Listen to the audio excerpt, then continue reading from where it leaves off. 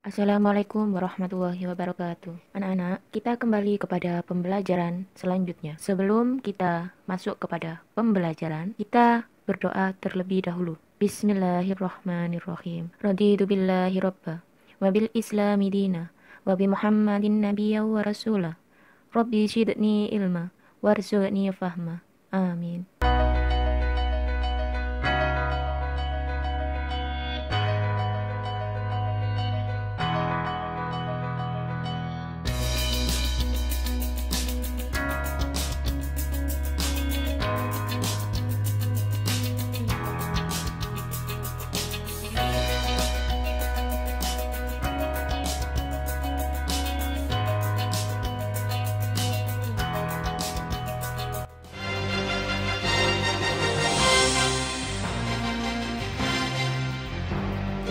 Pada zaman dahulu, bangsa Barat datang ke Indonesia dengan membawa misi 3G. 3G merupakan singkatan dari Gold, Glory, Gospel. Pada saat itu di Eropa, harga rempah-rempah sangat tinggi karena kondisi mereka yang buruk. Mereka berusaha mencari dan menemukan daerah-daerah penghasil rempah-rempah di belahan bumi bagian timur, seperti India dan Indonesia. Di Indonesia, terdapat banyak sekali jenis rempah-rempah, seperti merica, cengkeh, jahe, pala, kayu manis, adas, kapulaga, dan kunyit. Dengan membawa misi 3G, bangsa Barat melakukan perdagangan dan penaklukan daerah penghasil rempah-rempah. Mereka juga melakukan penyebaran agama. Salah satu dampaknya adalah membaiknya kondisi ekonomi Eropa dan mereka memulai revolusi industri. Sejak abad 16, setidaknya ada 3 bangsa yang pernah datang dan menduduki Indonesia.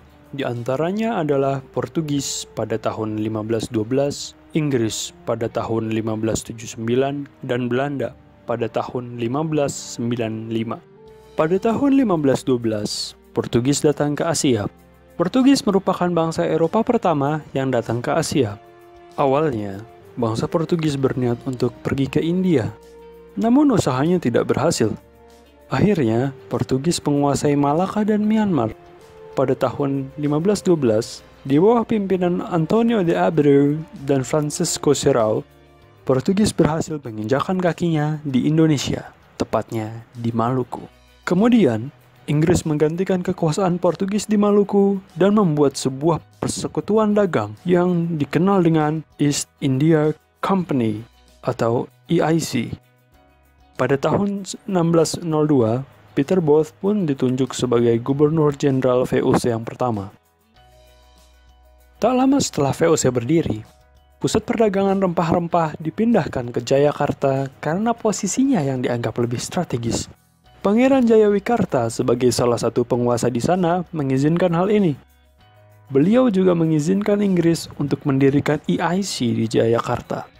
Pada tanggal 13 Mei 1619, Jan Pieterszoon Koen berhasil membujuk penguasa setempat untuk mencabut izin EIC. Setelah kejadian tersebut, Belanda terus mendesak Inggris agar menyingkir dari Indonesia.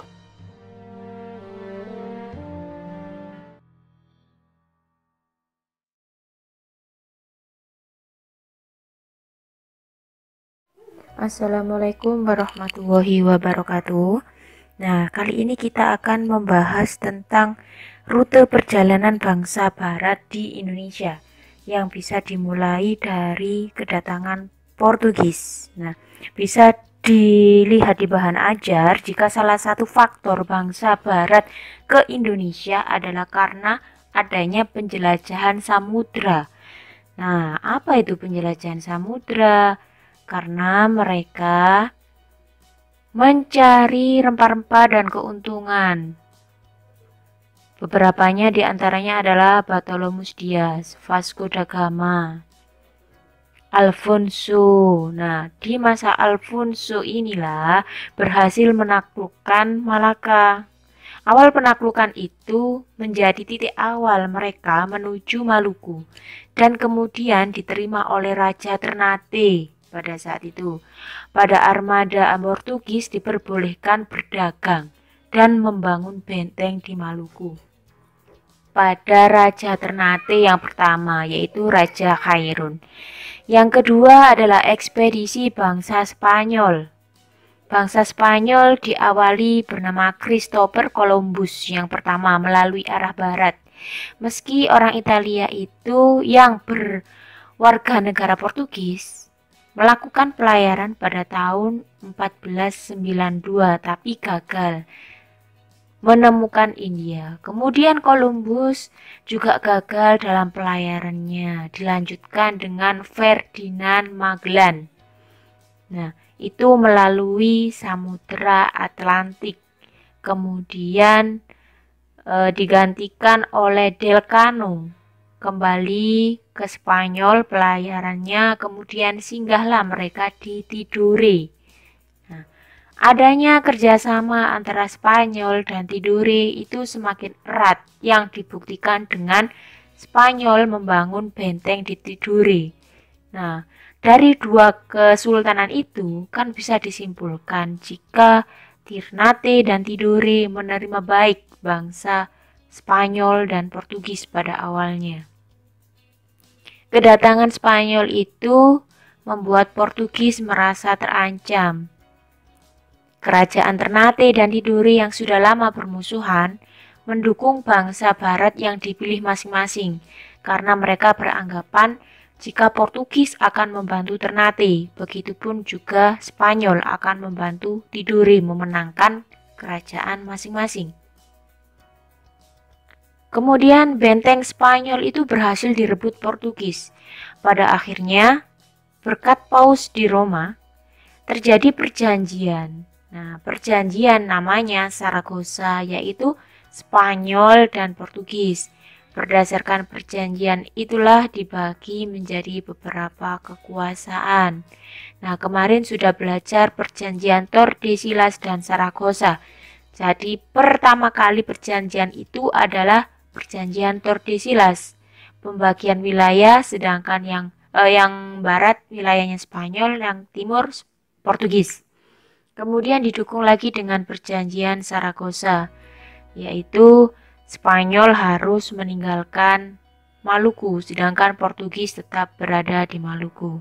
Selanjutnya yang ketiga adalah bangsa Inggris. Pada masa Inggris ini terjadi pada tahun 1600-an dengan adanya pembangunan EIC, Kongsi Dagang. Kemudian pada masa Inggris ini mereka melakukan pelayarannya ke Banten. Nah, namun pengaruh Inggris ini tidak sebesar yang ada di pengaruhnya Belanda di Indonesia. Jadi sebelum Inggris datang, Belanda juga sudah datang di Indonesia. Tepatnya di di Banten dengan pimpinan Cornelis de Houtman. Nah, mereka mendirikan kongsi dagang terbesar yaitu VOC, Vereniging Oost Indies Company. Kemudian datanglah itu Inggris dengan kongsi dagangnya yaitu EIC. EIC dan VOC mendapat sambutan baik oleh rakyat Indonesia pada awalnya. Nah, VOC melalui Gubernur Jenderal yang bernama Jan Pieterszoon Koen membujuk Kerajaan Banten untuk memecat Pangeran Jayawikarta dan mencabut kantor dagang Inggris EIC karena VOC itu tidak ingin ada persaingan. Jadi VOC itu ingin berdiri sendiri, tidak bersaing dengan kerajaan setempat maupun EIC miliknya Inggris. Nah, pengaruh VOC itu semakin menguat dan meluas sehingga hal tersebut dibarengi oleh monopoli perdagangannya. Nah, monopoli perdagangan VOC kemudian kebijakannya akan dijelaskan pada materi selanjutnya. Nah, kemudian perlawanan apa saja yang ada pada kesultanan masing-masing? Ternate, Tidore itu kemarin sudah dijelaskan beberapa teman kalian di presentasi. Nah, Ternate adanya Sultan Ba'abullah. Ba'abullah itu orang yang pertama kali menjabat di Ternate yang mengizinkan Portugis untuk melakukan kongsi dagang.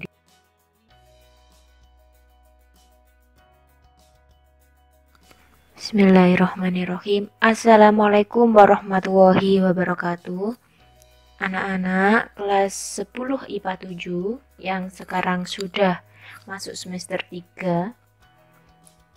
Nah, pada kali ini Bu April akan menjelaskan mengenai VOC. Nah, ini sudah Bu April sediakan PowerPoint-nya. Kebijakan bangsa Barat di Indonesia. Nah, pada saat itu Belanda lah yang membentuk VOC, kongsi dagang. Kompetensi inti dari pembelajaran ini sebagai berikut. Kompetensi dasar yang nantinya harus kalian pahami adalah mampu menganalisis perkembangan penjajahan bangsa Eropa. Setelah sebelumnya sudah proses masuknya, kita bahas tentang VOC. Ada 4 bab, 4 subbab maksudnya, yang Bu April jelaskan di sini.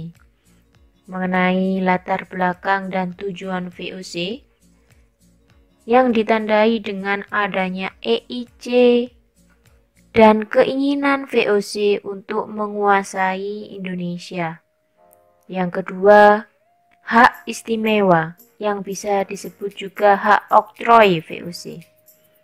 Hak itu merupakan kesewenangan Belanda dalam melaksanakan kebijakan ekonomi, sosial, budaya, serta politik yang nantinya akan berdampak besar pada bangsa Indonesia. Yang ketiga adalah politik ekonomi VOC di Indonesia, yaitu mengenai peraturan-peraturan yang ditetapkan VOC. Yang terakhir adalah kemunduran yang disebabkan oleh 2 faktor, yaitu internal dan eksternal. Kita lanjutkan ke slide selanjutnya. Kita mulai dari latar belakang.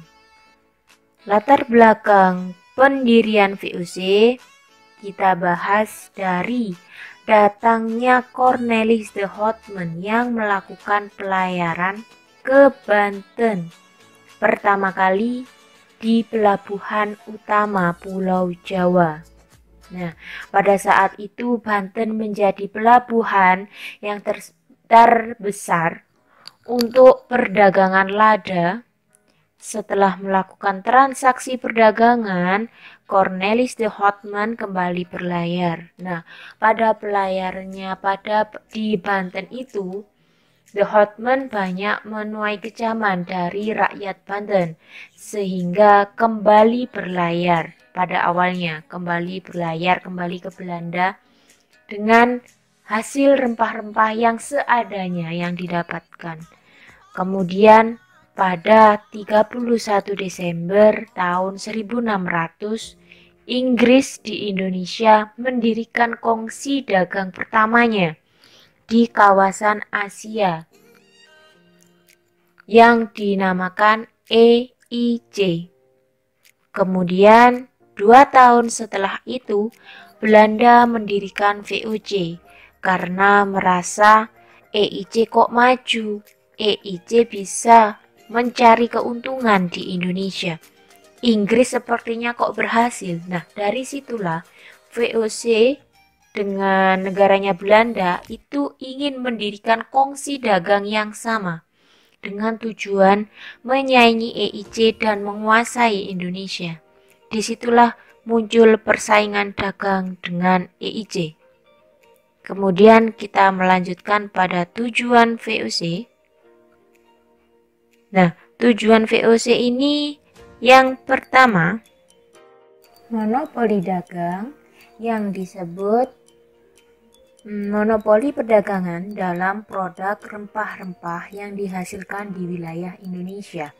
Itu adalah tujuan utama dari VOC, yaitu memonopoli. Maksud dari monopoli adalah mengambil secara besar-besaran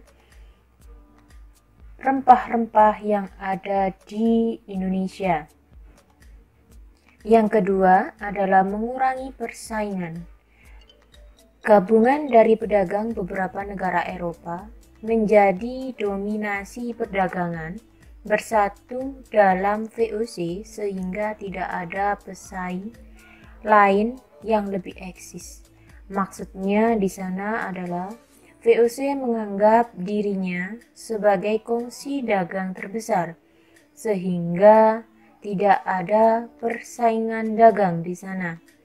Karena tujuan utama VOC yang paling utama adalah menghilangkan persaingan dagang antar pedagang Eropa. Jadi, masyarakat Eropa yang ada di Indonesia pada saat itu terjadi persaingan dagang antara harga maupun kualitas, sehingga didirikanlah VOC itu. Nah, bangsa Eropa itu siapa aja?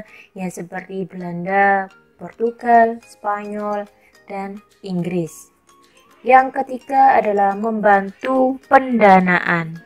Memberikan pembantuan pendanaan pada Belanda yang Bu April tulis di slide. Maksudnya itu bagaimana? VOC membantu pendanaan Belanda untuk mengisi kasnya Belanda. Karena VOC akan mendapatkan laba yang sangat besar dari monopoli dagangnya. Yang keempat, menguasai kerajaan Indonesia dan pelabuhan-pelabuhan penting. Dalam arti di sana ditulis melalui strategi ikut campur tangan pada kerajaan, mempercepat proses distribusi hasil rempah-rempah. Maksudnya di sana VOC itu menguasai pelabuhan-pelabuhan penting karena dirasa akan ada manfaat besarnya karena banyak kapal singgah yang di sana sehingga pajak-pajak itu dapat diambili oleh VOC. Kemudian menguasai beberapa kerajaan pada masa itu. VOC juga ikut campur dalam pemerintahan kerajaan sehingga dampaknya apa? Kerajaan-kerajaan di Indonesia banyak yang terpecah belah karena adanya VOC. Yang kelima, menghindari persaingan curang. Dalam artian meminimalisir adanya kecurangan pedagang Belanda.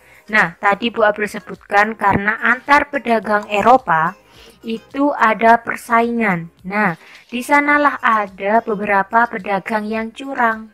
Oleh karena itu, Belanda mendirikan VOC untuk menghindari kecurangan tersebut. Yang keenam adalah mencari keuntungan. Pasti, sangat dipastikan dan sangat utama, VOC mencari keuntungan dari perdagangan itu. Ditulis untuk mendanai Belanda dalam melakukan perang dengan Spanyol. Nah, penjual belian rempah-rempah itu nanti untuk mengisi kas Belanda. Nah, kas Belanda itu nanti untuk biaya perang dengan Spanyol. Jadi keinginan Belanda adalah menguasai Indonesia secara utuh tanpa ada persaingan dengan negara Eropa lainnya. Kita masuk pada hak istimewa atau bisa dikenal dengan hak oktroy. VOC di Indonesia itu mempunyai hak istimewa. Maksudnya hak istimewa itu suka-sukanya VOC. Yang pertama, hak monopoli perdagangan. VOC itu berhak melakukan monopoli perdagangan apapun di Indonesia.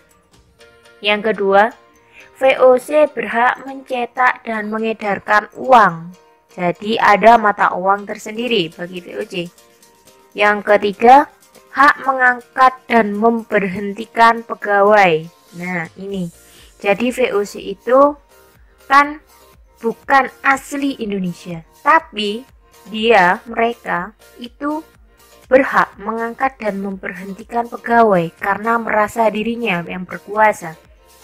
Yang keempat, hak mengadakan perjanjian dengan raja-raja. Jadi, raja-raja itu harus patuh terhadap VOC Belanda. Yang kelima, hak memiliki tentara sendiri. Dalam arti, VOC berhak membuat angkatan bersenjata untuk persiapan perang dengan negara Eropa lainnya. Yang keenam, hak mendirikan benteng. Jadi di Indonesia VOC itu sudah memiliki benteng pertahanan yang besar. Yang kedelapan, maksudnya yang ketujuh adalah hak menyatakan perang dan damai. Nah, jadi itu salah satu hak kedaulatan dari VOC. VOC berhak menyatakan perang maupun damai kepada negara Eropa lainnya. Yang kedelapan, hak mengangkat dan memberhentikan penguasa-penguasa setempat, terutama bupati, jika tidak menjalankan tugas sesuai dengan yang diinstruksikan VOC. Yang kesembilan, hak menjalankan kekuasaan kehakiman. Jadi di sana VOC juga menguasai badan kehakiman. Yang ke-10, hak memerintah di Nusantara. Berhak memonopoli dagang, juga memerintah di Nusantara. Yang tadi masuk di salah satunya adalah mengangkat dan memberhentikan penguasa setempat. Dan yang ke-11 adalah hak membentuk angkatan perang tersendiri. VOC dengan hak istimewanya itu menyebabkan berkembangnya dengan pesat. Kemudian menyebabkan juga Portugis yang pada saat itu di tempat yang sama mulai terdesak. Dan untuk mengusung kepentingan VOC itu diangkatlah gubernur jenderal yang pertama kali, yaitu Peter Booth tahun 1610 sampai 1614. Peter Booth pada saat itu memiliki pandangan bahwa Jayakarta adalah sebuah kota yang strategis. Oleh karena itu, tahun 1611 Jayakarta jatuh pada tangan VOC dan diubah namanya menjadi Batavia dan menjadi pusat kekuasaan VOC pertama kali di Indonesia. Selanjutnya, poin C, politik ekonomi VOC. Ini ada beberapa istilah, tidak boleh mengeluh ya. Ada beberapa istilah, ada 5. Yang pertama, Verpflicht-Referentie. Buat belajar bulepotan kalau ngomong. Artinya, memaksa pribumi untuk menjual hasil bumi dengan harga yang telah ditetapkan oleh pihak VOC. Hasil bumi itu seperti lada, kapas, kayu manis, gula, beras, seperti itu ya, dan binatang ternak juga. Nah, pemberlakuan peraturan ini memaksa rakyat untuk menjual hasil buminya kepada pedagang-pedagang VOC. Yang kedua adalah kontingenten, yang artinya rakyat itu wajib membayar pajak hasil buminya mereka. Jadi, mereka yang bekerja, VOC lah yang mendapat keuntungannya, mendapat hasilnya sebagai wujud pembayaran pajak. Dan yang ketiga, ekstirpasi, yang merupakan hak VOC untuk mengatur peredaran bahan rempah dengan cara menebang pohon rakyat agar tidak merosot tajam harganya.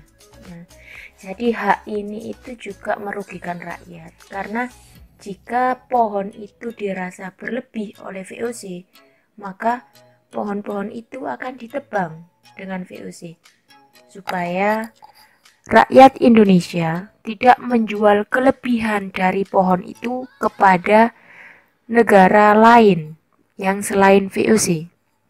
Yang keempat adalah Preanger-Stelsel, yang artinya wajib pajak harus membayar pajak berupa hasil bumi.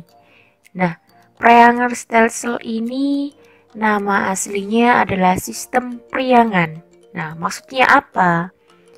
Sistem priangan atau peraturan yang diterapkan di wilayah priangan. Peraturan itu menjelaskan wajib pajak yang harus dibayarkan, bukan berbentuk uang, tapi bentuk hasil bumi yang setara dengan nilai pajak. Kemudian, yang tidak punya lahan wajib kerja di lahan milik VOC dengan sistem kerja paksa atau rodi tanpa upah. Jadi untuk membayar ya, jadi pakai jasa. Yang terakhir adalah pelayaran hongi. Pelayaran hongi ini merupakan pengawasan perdagangan yang menggunakan perahu kora-kora untuk menghalangi terjadinya penyelundupan dan pasar gelap. Pelayaran itu untuk mengawasi pelaksanaan perdagangan yang VOC lakukan. Nah, bagi yang melanggar VOC akan menyita barang dagangannya.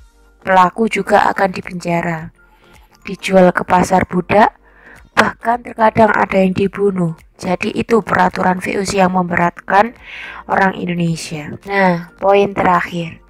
Dalam menjalankan perusahaannya, VOC itu tidak selalu berjalan mulus seperti yang diinginkan. Dan merupakan awal kehancurannya ada beberapa faktor, seperti banyak pegawai VOC yang korupsi. Itu merupakan faktor intern. Di pihak VOC sendiri banyak yang korupsi. Yang kedua, VOC terjerat hutang. Meskipun pendapatannya banyak, pemasukannya banyak dari rakyat Indonesia, tapi VOC itu juga banyak hutangnya untuk biaya perang. Yang ketiga, pengeluaran VOC semakin besar akibat perang. Nah, itu tadi yang menyebabkan VOC hutang. Yang keempat, persaingan ketat dengan pedagang Eropa. Nah, kebanyakan pedagang Eropa lainnya seperti Portugis dan Spanyol itu juga merupakan saingan dagang sama VOC, terutama EIC. Yang kelima, penggunaan tentara sewaan yang membebani kas VOC. Jadi itu dibayar sama VOC dan membebani juga kas VOC. Karena faktor yang pertama tadi, banyaknya pegawai, jadi dana yang dibutuhkan itu merasa kurang. Yang keenam, pembagian dividen atau laba dari kegiatan perdagangan itu tidak seimbang, sehingga mengalami kemerosotan dalam usaha dagang. Yang keenam, berkembangnya paham liberalisme. Nah, inilah nanti yang memunculkan akhir dari kemunduran dan beberapa politik dari Belanda. Sampai di sini kita lanjutkan untuk penjelasan selanjutnya. Assalamualaikum warahmatullahi wabarakatuh. Tetap semangat belajar.